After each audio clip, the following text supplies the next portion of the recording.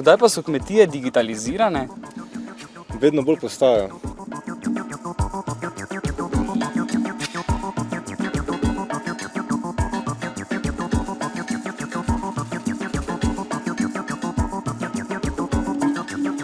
Kako si pa ti začela z marketingom?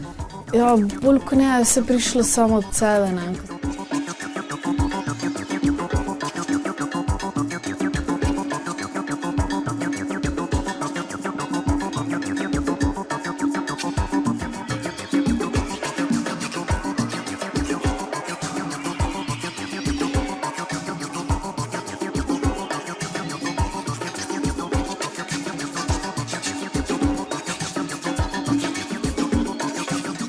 To je recimo skodelica, ki jo je sprintal tale naš sprinter.